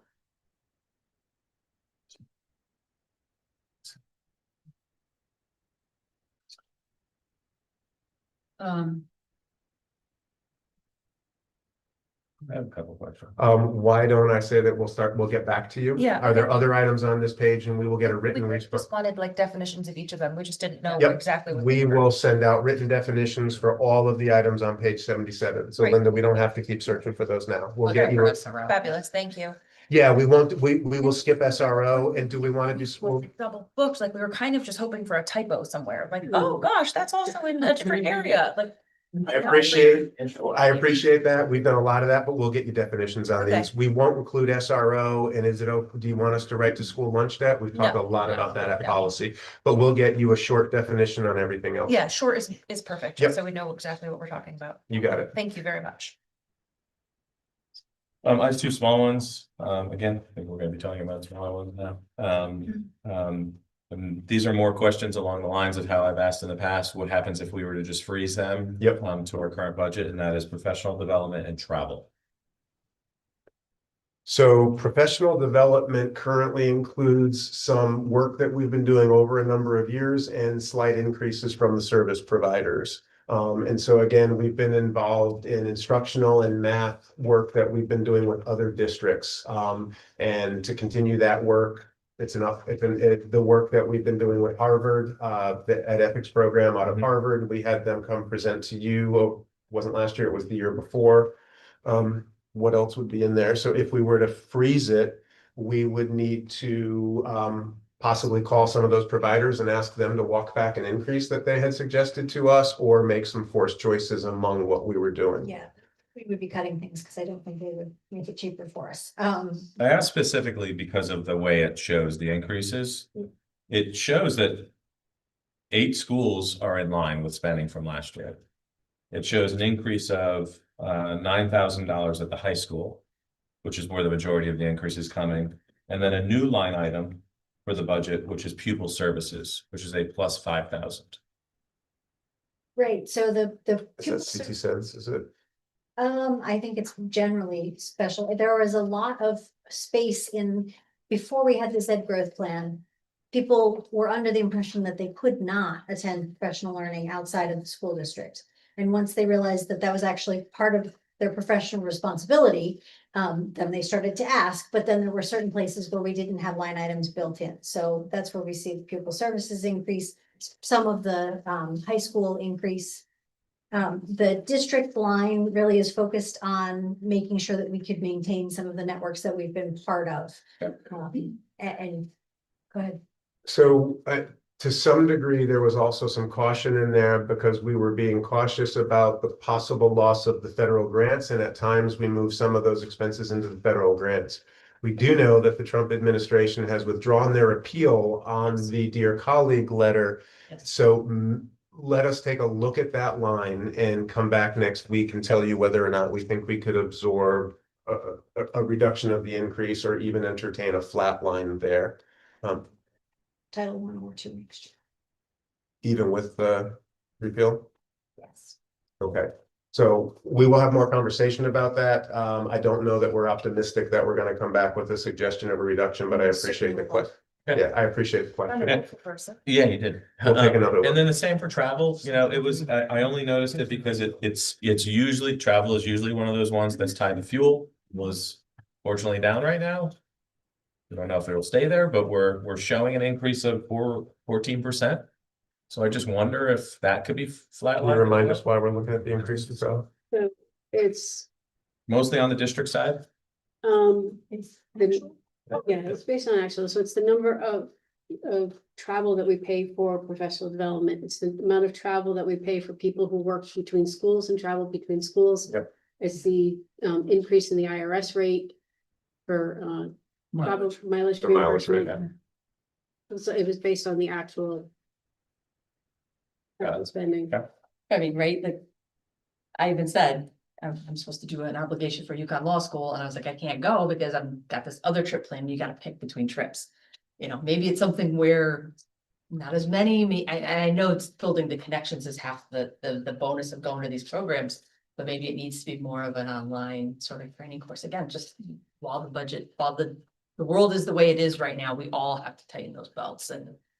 And we could try to take a look. I don't know, Linda, I don't know how difficult this would be, but my guess is that it's not an enormous portion of it that is related to PD out of the district, that a large portion of it is related to travel within the district. So for instance, I know that in last year's budget, we reduced a PE position that had been full-time at the high school that now travels between 2 schools. Yes. So the more that we make those kinds of reductions, That we're gonna the increase the ticket travel rate. system that we talked about, there was already a question about, Right. will going to a ticket system create more travel? It will. And so, yes, we can look at it. Maybe, Linda, I don't know if it's gonna be hard to do. Again, I say we will do something, and it usually means I'm asking somebody else to do it.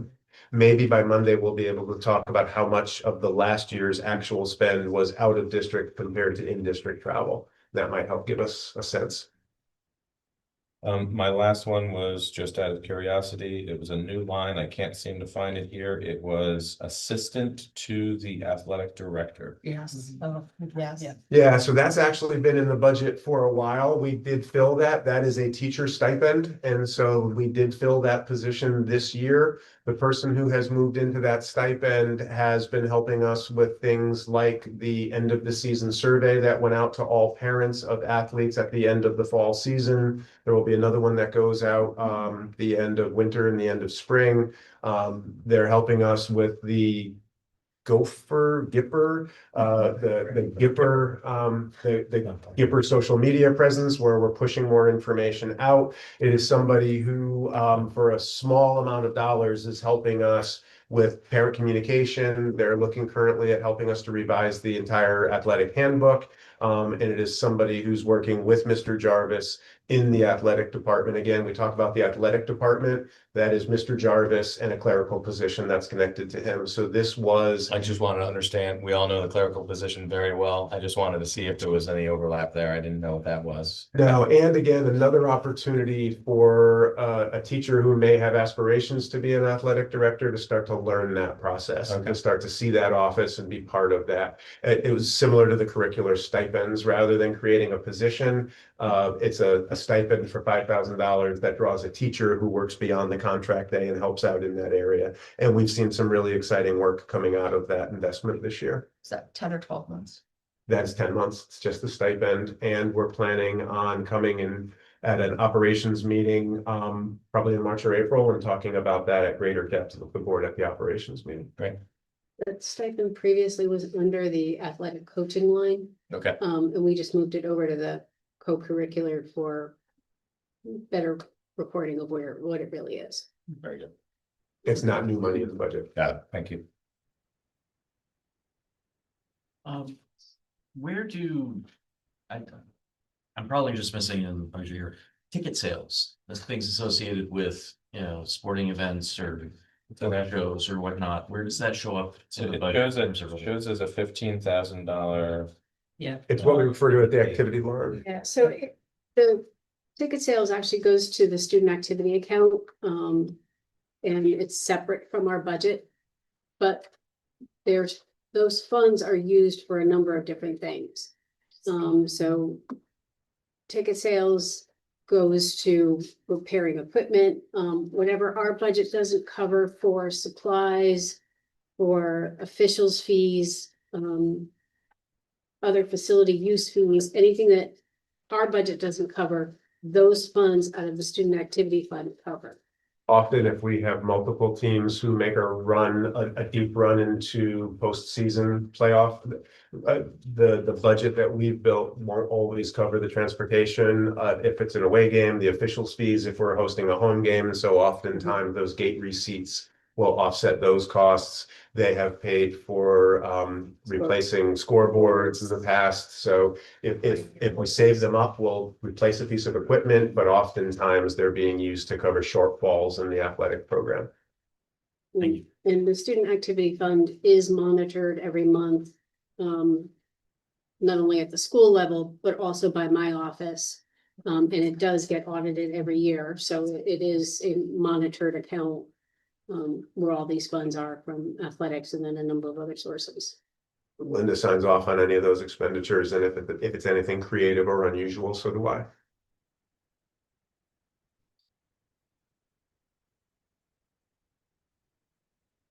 Any questions on other lines that hasn't happened? All right, time is it 9:10? Couple possibilities here. We can start to talk about any of these lines. We can or others that we want to consider. We can start with some easy ones and determine if we're all on the same page. I certainly know I have a lot to think about. So there are a number of these that I'm gonna want to do some further thought. Probably start, I was thinking, we're talking here about orders of magnitude. Yes. So that some of the items we described now are very micro. Mhm. But we gotta find a lot of dollars. My target would be to try to get to 1%. That would be about half of what was presented to us. The principle being that we take money from groups that is the most distant from direct student or impacting students or teachers. And I have a package here as a starting package that adds up to about close to $800,000. If you look at what Paul gave us, there's really 4 clusters. And I would argue that the first cluster adds up to $282,000. I would skip the second cluster, which deals with the teachers, coaches, and interventionists. Third cluster, if we kept it all, is $411,000, give or take. And $100,000 from site improvement. Therefore, not pushing, not dealing with athletics or textbooks. We come up to about $793,000, which is a little under 1%.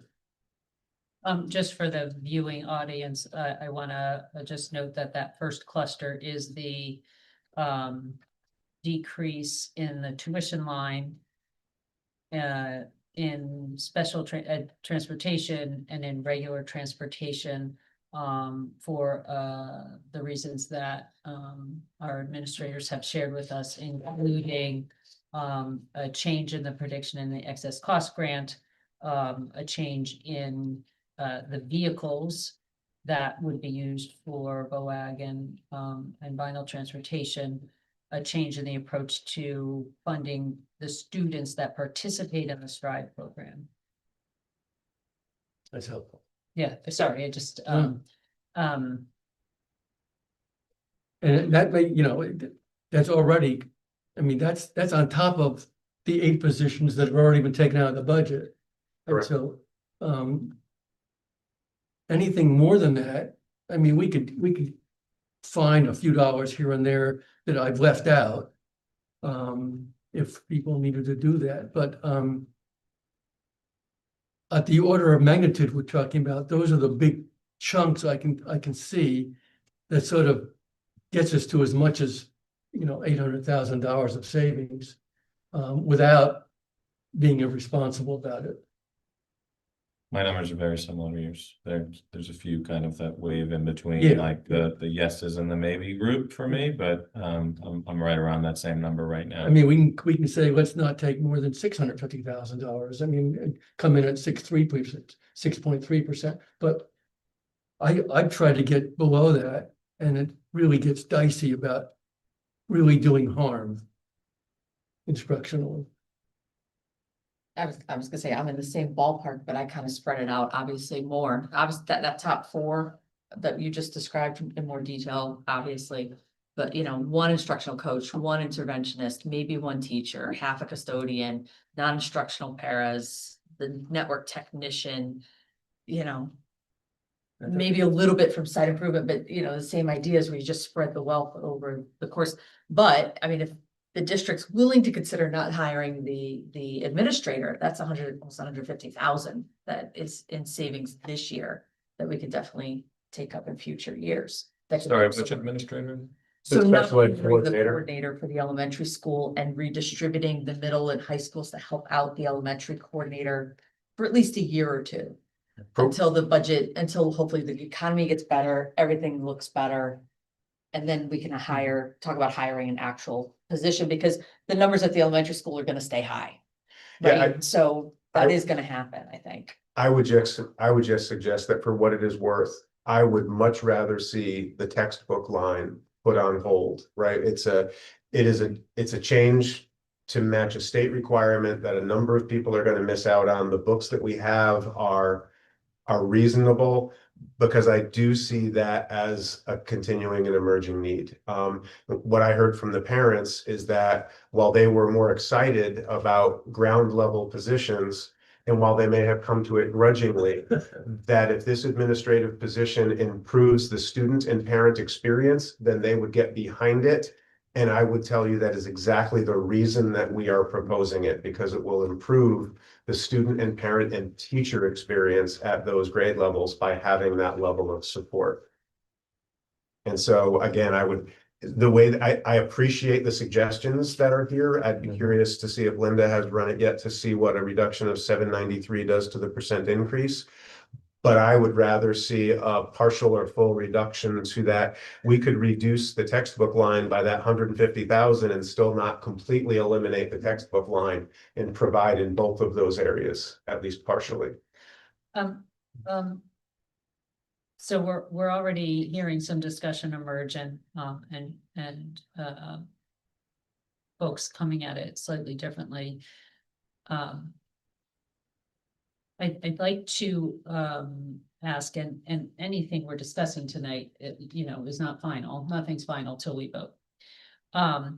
But is there anyone among us who has concerns about these first four, and I'll repeat them again, considerations?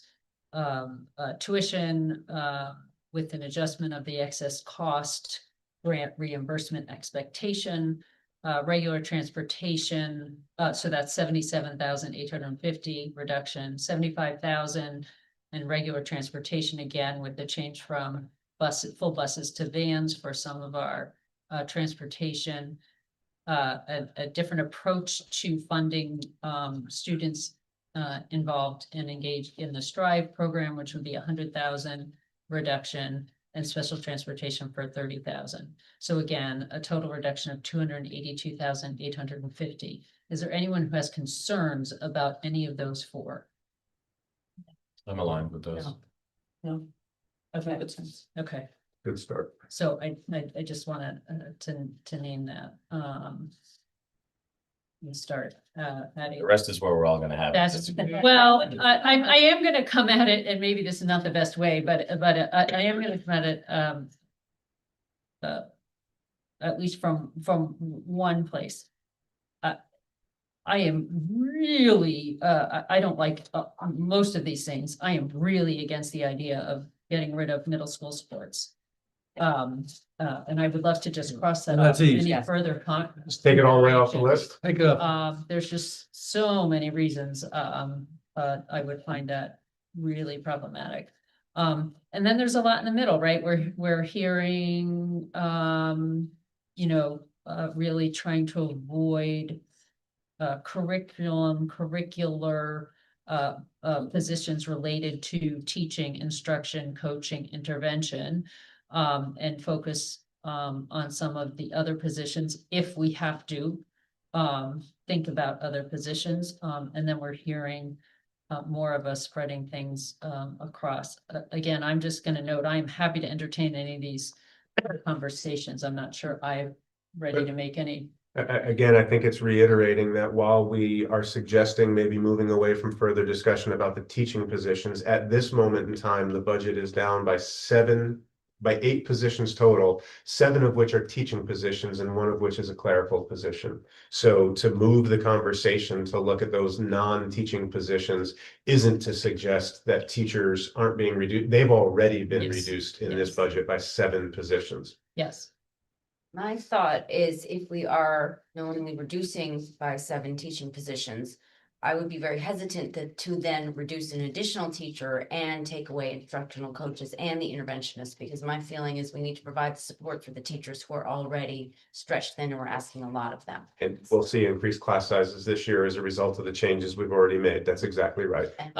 Yeah. So Yeah, and we want to just continue to keep strides forward on our strong educational outcomes. And so from my perspective, maintaining the supports to keep the teachers able to provide that outstanding education is really. Okay.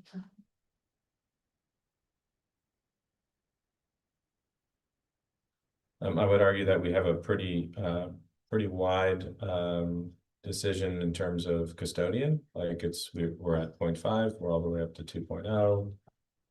Just kind of wondering what the overall impact there is. I mean, again, I know we talked about it, but just having a clear understanding of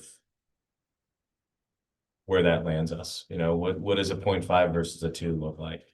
Just in terms of the overall impact of the whole entire team. Yeah, and again, even here at a level of just 2 FTEs, we're following the same model. So this would be 3 part-time custodial positions. I believe 1 falls at the night shift at the high school. The other 2 fall again at night shifts, and I can't remember exactly where. I need to check with Mr. Gurnham. But we would be cutting back some partial additions that we have added over the last 4 or 5 years. I was just gonna ask that question. Do you know when they were added? Like, I'd have to get you more Okay, detail on yeah. that. And then the last one, the fourth of the 4 halves is a night maintenance worker that we added. So somebody who is here in the evenings, who can get into a classroom and fix a broken bookshelf or replace ceiling tiles or a light ballast in the evening when we don't have kids and teachers around. And so I would suggest, again, considering the level of the impact that we're making, considering the comments that were just made about what's already been done to the teaching ranks, we could go to the 2.0. They are spread out. It's 4 partial positions spread across 8 different physical locations. It is very likely the type of thing that we'd want to start building back, but it would be a half a position a year that we'd start looking to build that back. And if next year is not the right year, then next year might not be the year that we do it. And again, that sort of ties to the fact that we've been making a really good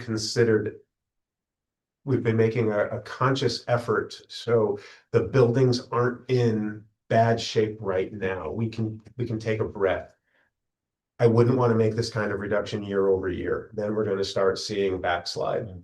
I'm okay going up to 2 in that area. I just want to clarify, when you talked about textbooks, instead of the 237,500, you'd be okay if that was 150,000? Yes. No, or was it, No, I like, had. I was not clear, sorry. Yeah, and I had started that by saying I hate to make one-to-one comparisons in a budget because Right, it's yeah. never a trade-off. But in my mind, when we're talking about the value of adding that 10-month special education administrative position for 147,000 compared to holding on to the full 237,000, I would, if that became a forced choice in and of itself, I'd rather see the textbook reduction and I'd rather see the whole 237,000 go and still fund that administrative position. It's becoming a real need. I'm worried that we're going to see staff turnover if we're not supporting those staff properly. And So again, again, it's not answering my question, though. You said something about 150,000 Yeah. instead. I I don't had- know what that number Additional. was. I had said I'd rather see the whole 237 go, or we could cut it by 150,000, keep the administrative position for that $157,000 reduction, and we'd still have 80,000 to spend on textbooks in that social studies area, even if it was just for a grade level or 2. That was where I grabbed the 150. It was a Okay. rounding error that was confusing in my presentation. Here's what I'm hearing. I'm hearing that we are in agreement about a reduction totaling $282,850.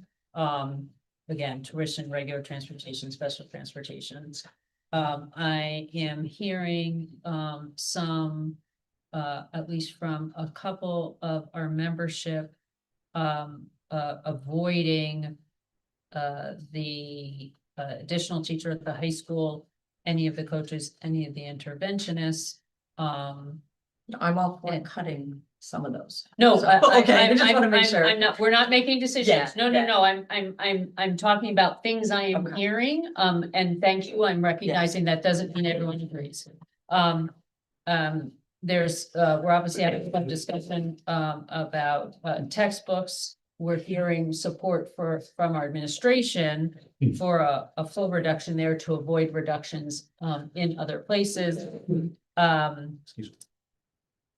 I don't know where people are at. It's 9:30. I'm feeling like this may be something that folks want to take back and give some additional thought to. We have some outstanding questions that have been asked. And this is not to rush, but I did note the comment that we can have them for your next Monday. if there's a possibility to have them a little sooner and I can distribute. Absolutely. Right, it allows that thinking to continue. And,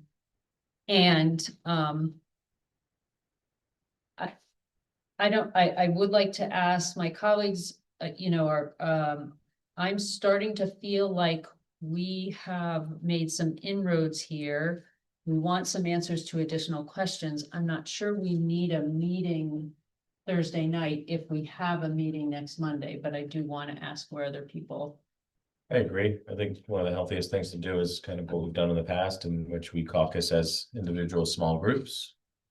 We Per come back, party, which come- is yeah. allowed within our. come back with approach. any questions to the administration, and then hopefully on Monday, through this discussion that we've had over the last week and tonight, and any kind of caucus and any kind of back and forth emails, and those sheets are all public, so we'll leave those Google sheets up. Yep. We hopefully will be well equipped Monday to have a list of reductions. We can certainly respond to the questions that we've noted tonight before Monday evening. I was just referencing the next scheduled meeting, but yes, we'll That get. was, not no, I understood that. I'm And- trying to determine whether we need a Thursday night meeting or not. And we could get more, right? We can Yeah. handle more questions. If Sure. there are questions that come in writing between now and then, we will be able to process those questions as well.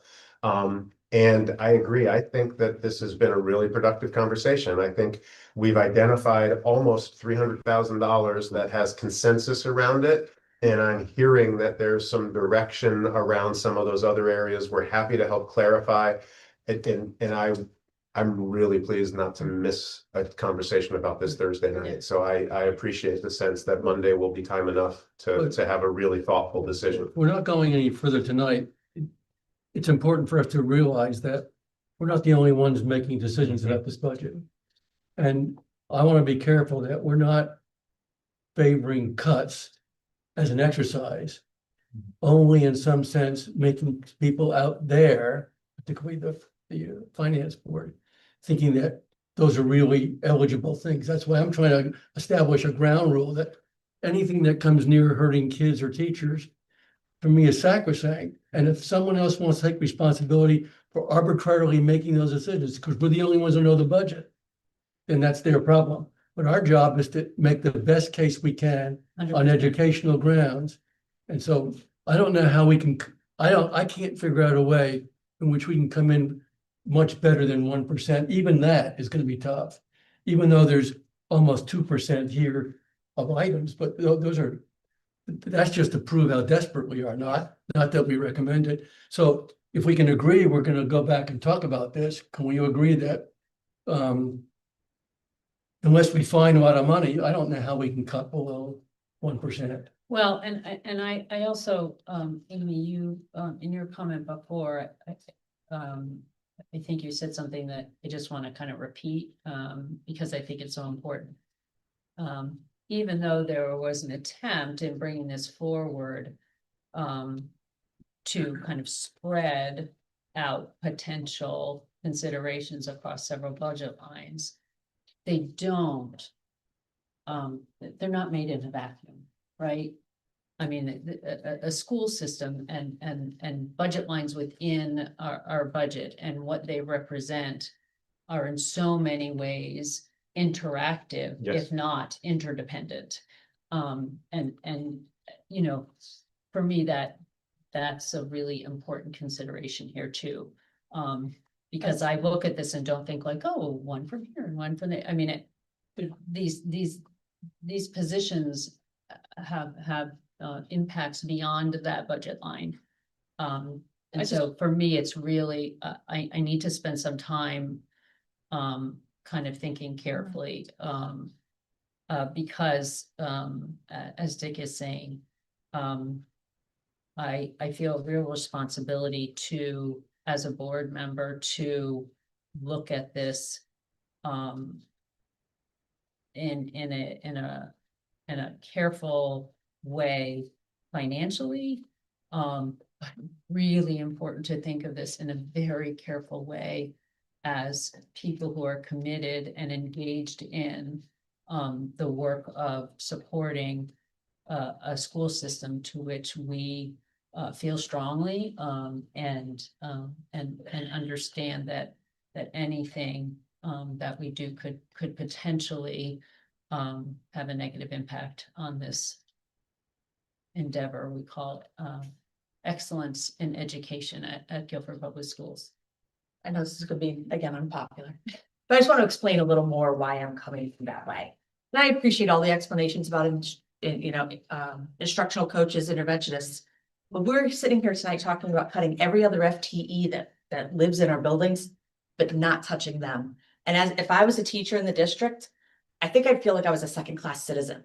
That you could talk about all these other FTEs and especially the teachers and cut 8 of us, but not even talk about touching a coach or an interventionist, I think is unfair to the teachers. And that's kind of where I'm coming from when I'm talking about spreading it out. It's not that I'm trying to diminish any of the models or the teaching. I think if I was a teacher, I'd feel like a second-class citizen. I truly do. And so that's why I'm just asking for it to be in consideration, because we ultimately are all here to support our teachers and our kids and make this a really great district. Part of that is making sure that people feel heard, seen, and appreciated. So that's where I'm coming from. The alternative to that is, if teachers are truly being helped through the coaching model, and therefore carrying less burden, both psychological as well as physical. That's important, and it's hard to put a price on that. But the fact is, if that's the case, then it's actually But we don't have evidence of that. We don't have. we have lots of evidence. Okay, first of all, we have all the national evidence. There's just we have as much evidence about this kind of model in supporting teachers and gaining and learning as we do about cell phone damage. Okay, so we do have that. Okay, we don't have as much data as we would like locally to show that because we have coaches, we have made these specific gains in these scores yet, because in some sense, we haven't had a full coaching model for a long enough time. At some point, I would like to think we get that. I just don't want to let it sit out there. Coaches are a powerful, slightly less visible impact on learning if they're impacting teaching. Teachers get relatively minor amount of pre-service training as teachers. Very relatively, they get less professional hours in teaching than people need for a license to be a hairdresser by law. Okay. To the degree that the increase of demand on teachers over the last 10, 15 years in terms of what students need and what we're facing, to not figure out ways of supporting teachers aside from salary increases and so on, is, I think, really, short-sighted. Now, if you say you don't believe in the coaching model, that's a legitimate kind of conversation. Right. Yeah. But I really do think the coaching model has been shown most places as powerful. This country spends a fortune on in-service education on teachers, most of which, is wasted. And so I'm glad we're not sitting here trying to justify X hundreds of thousands of dollars of regular in-service teaching.